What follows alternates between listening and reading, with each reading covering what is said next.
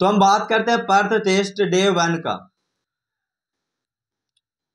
जिस तरह से मैच चला है, ये बहुत ही दिलचस्प मैच चल रहा था। और जिस तरह से चला है, इंडिया ने पहले टॉस जीतकर बैटिंग का निर्णय लिया और बैटिंग करने आते हैं राहुल और यशस्वी जायसवाल। यशस्वी जायसवाल 8 बॉल खेलकर 0 रन पे आउट हो जाते हैं। 3 नंबर पे आते हैं डेब्यू डन देवदत्त पाटकिल। उसने भी कोई खास कुछ किए नहीं, 23 बॉल खेलकर 0 रन बनाकर जाते हैं। फिर चौथे नंबर पे आते हैं विराट कोहली। विराट कोहली से एक्सपेक्टेशन हम लोग का बहुत ज़्यादा था, बहुत ज़्यादा भरोसा था कि विराट कोहली रोहित शर्मा के अनअवेलेबल में अच्छा करेंगे, पर विराट कोहली से का बल्ला भी नहीं बोल पाया। और विराट कोहली ने भी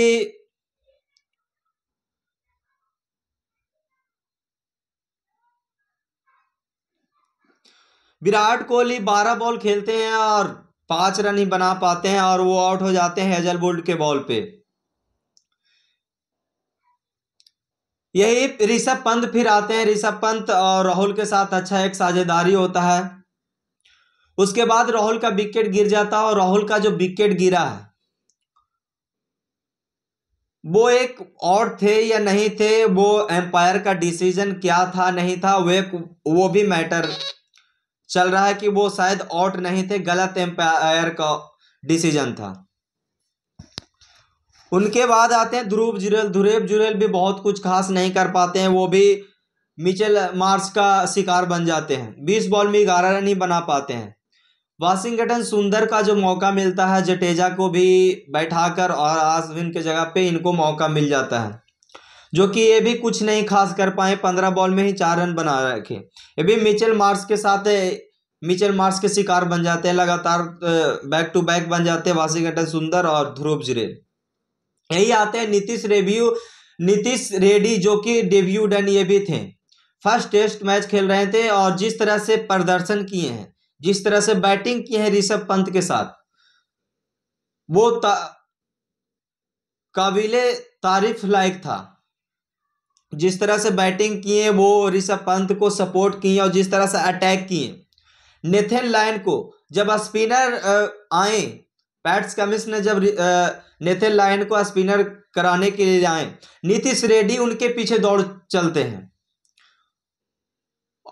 और बैक टू बैक उनको चौका मारते हैं। ऋषभ पंत और नीतीश रेड्डी के साथ 48 रन का पार्टनरशिप होता है। उसके बाद ऋषभ पंत फिर से एज लगता है उनको, पीछे कैच दे बैठते हैं। उसके बाद आते हैं नीतीश राणा को मौका मिलता है 9 नंबर पे।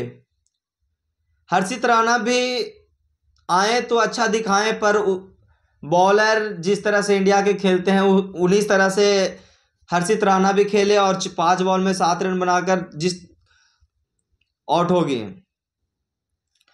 बुमराह भी आए, बुमराह भी 8 बॉल में 8 रन बनाए, एक पीछे छक्का मारे, उसके बाद हेजलवुड के शिकार बन जाते हैं। फिर बच जाते हैं नीतीश रेड्डी और सिराज। अब नीतीश रेड्डी को हार्ड हिटिंग करना था, कुछ रन इंडिया के लिए जोड़ना था। हार्ड हिटिंग के चक्कर में नीतीश रेड्डी कैच बैठते हैं आयुष्मान ख्वाजा को। यही देखा जाए ऑस्ट्रेलिया बॉलर की ओर से तो मिचेल स्टार्क ने 11 ओवर डाले हैं, 3 मेडन और 14 रन देकर 2 विकेट। हेजलवुड की बात करें तो 13 ओवर डाले हैं, 5 मेडन, 29 रन और 4 विकेट। कमिंस का 15.4 ओवर में 2 मेडन, 67 रन और 2 विकेट। सबसे एक्सपेंसिव अगर बॉलर देखा जाए तो पैट्स कमिंस ही हैं, जो कि सबसे ज्यादा रन पिटवाए हैं। लियोन का विकेट नहीं मिला और ये इनके पीछे नीतीश रेड्डी भाग चले थे, पर इनको दोबारा फिर बॉलिंग ही नहीं कराया गया। 5 ओवर में 1 मेडन डाले, 23 रन दिए। Mitchell Marsh 5 over 1 maiden, 12 run 2 wicket. Mitchell Marsh अच्छा बीच में कर गए और जो कि विकेट ले गए ध्रुव जुरेल और वाशिंगटन सुंदर का।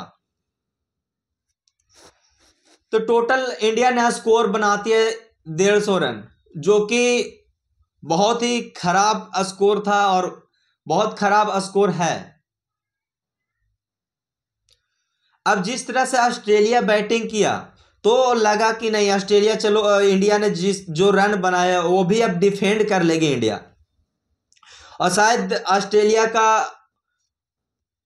जिस तरह से बॉलिंग से कम बैक किए थे, बॉलिंग से नास्ता नबूद किए थे इंडिया को, उसी बॉलिंग अटैक ने, इंडिया बॉलिंग अटैक ने ऑस्ट्रेलिया को नास्ता नाबूद कर दिया। इंडिया से भी बुरा उनको खामियाजा भुगतना पड़ा है। ऑस्ट्रेलिया ने 67 रन बनाकर 7 विकेट गंवा चुके हैं और यह फर्स्ट डे का स्टंप हो गया है। ऑस्ट्रेलिया की ओर से बैटिंग करने आते हैं उस्मान ख्वाजा और मैक्सविनी। मैक्सविनी ने 13 बॉल खेले, 10 रन बनाए और उनको बुमराह एलबीडब्ल्यू मारते हैं डायरेक्ट पैड पे। उनके बाद लब हुसैन आते हैं। लब हुसैन को विराट कोहली की ओर से मौका मिल जाता है जब वो 0 रन पे रहते हैं, पर लब हुसैन पिच पे तो बहुत देर रहे पर कोई खासा कुछ कर नहीं पाए और 52 रन खेल के 2 रन बनाए हैं और फिर से वो मोहम्मद सिराज के शिकार बन जाते हैं। यही तीसरा नंबर पे देखा जाए स्टीवन स्मिथ आते हैं। पहले उस्मान ख्वाजा का विकेट गिरता और चौथे नंबर पे आते हैं स्मिथ। स्मिथ को ऐसा बॉल डालते हैं बुमराह की वो पहला बॉल पे ही एलबीडब्ल्यू हो जाते हैं।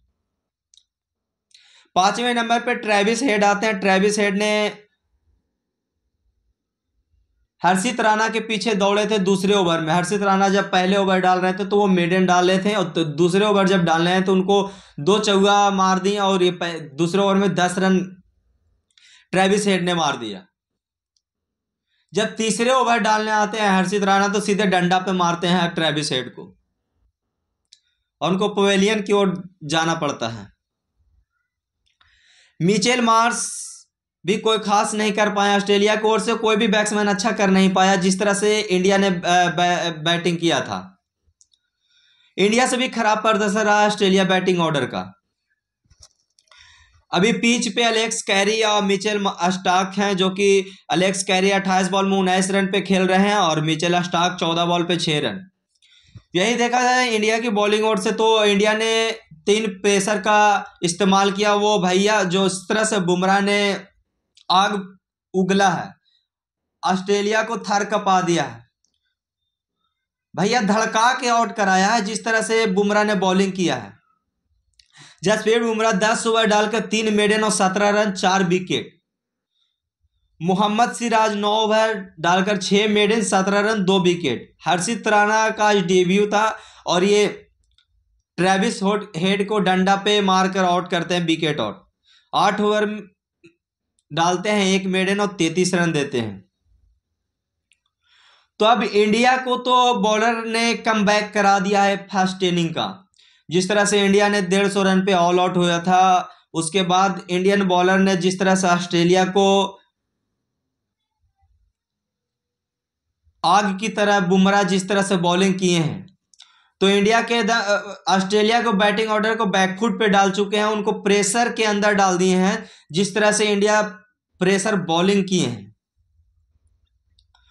67 रन पे 7 विकेट ऑस्ट्रेलिया के भी है और आज फर्स्ट डे का मैच खत्म हो चुका है, कल मॉर्निंग में स्टार्ट होगा।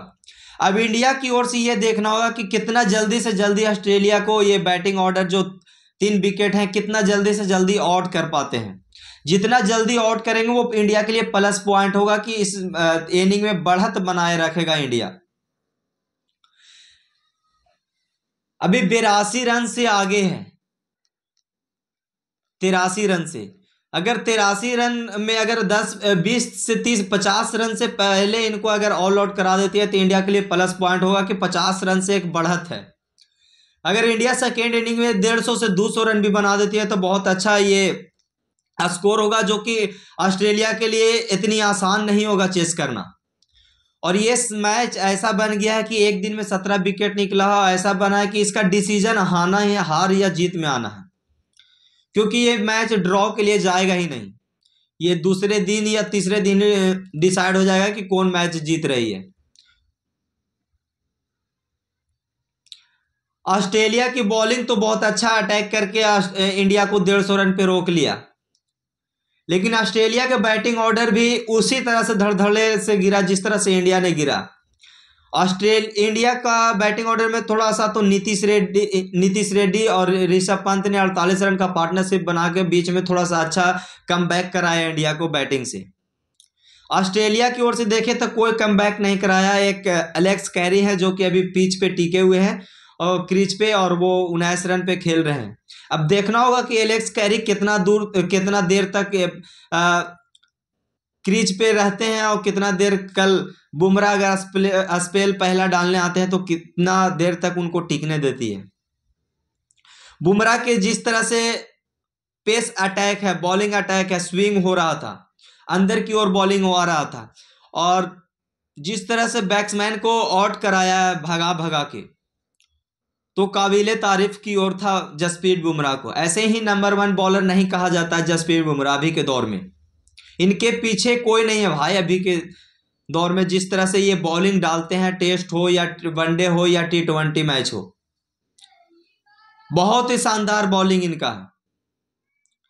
इनके साथ साथ एक दो ओवर जब मोहम्मद सिराज डाल रहे थे तो वो स्टंप से बाहर डाल रहे थे वो बॉलिंग, तो उनको बॉल को सब छोड़ रहे थे।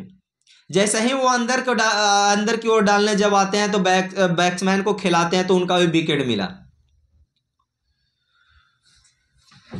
तो इंडिया को ऐसा ही अटैक करना होगा कल मॉर्निंग में, और ऑस्ट्रेलिया को जल्द से जल्द ऑल आउट करना होगा। अगर 20 रन के अंदर ऑल आउट कर देती है तो और भी बहुत अच्छा होगा इंडिया के लिए। और इंडिया को यही करना होगा कि सेकेंड इनिंग में अच्छा बैटिंग करे, जिस तरह से इंडिया को चांस इंडियन बॉलर ने दिया है ये मैच जीतने का, कि भैया ये मैच हम हारने नहीं आए हैं, जीतने आए हैं। तो वो दिखाना होगा अब इंडिया बैटिंग ऑर्डर को, जो यशस्वी जायसवाल या देवदत्त पटकिल जो 0 रन पे आउट हुए, या विराट कोहली, इन लोगों को अब कल प्रदर्शन करना होगा सेकेंड इनिंग में। ऐसे काम नहीं चलेगा जिस तरह से फर्स्ट इनिंग में प्रदर्शन किए हैं टॉप ऑर्डर के। वो अगर नीतीश रेड्डी और ऋषभ पंत के साथ साझेदारी नहीं होता तो इंडिया का और मैसेज खराब रहता और माइंडसेट अलग हो जाता कि हमें इतना कम रन है, कैसे डिफेंड करेंगे। तो जिस तरह से बुमराह ने और मोहम्मद सिराज और हर्षित राणा ने कमबैक इंडिया को कराया होगा, तो कमबैक को अब बचाना होगा बैटिंग ऑर्डर से, और बैटिंग करके इंडिया को और अच्छे स्कोर बनाना होगा। अगर टॉप ऑर्डर इंडिया के अगर 50 रन की भी साझेदारी मिल जाती है तो बहुत ही अच्छा है इंडिया के लिए होगा ये मैच जीतने के लिए, क्योंकि 3 नंबर पे देवदत्त पाटिल आते हैं, उतने एक्सपीरियंस नहीं है टेस्ट का उनके पास, और वो हार्ड हिटर जैसे T20 में खेलते हैं, तो वो टेस्ट के लिए अभी प्रिपेयर उस तरह से नहीं है जिस तरह से उनको एक्सपीरियंस वहां पे ऑस्ट्रेलिया में। ऐसे भी बड़े बड़े प्लेयर का वहां पे दिल कांपते हैं कि वहां पे ऑस्ट्रेलिया की धरती पे ऑस्ट्रेलिया के बॉलिंग की ओर बॉलर पेस अटैक से उनको बचना है और उनके सामने बैटिंग करना है।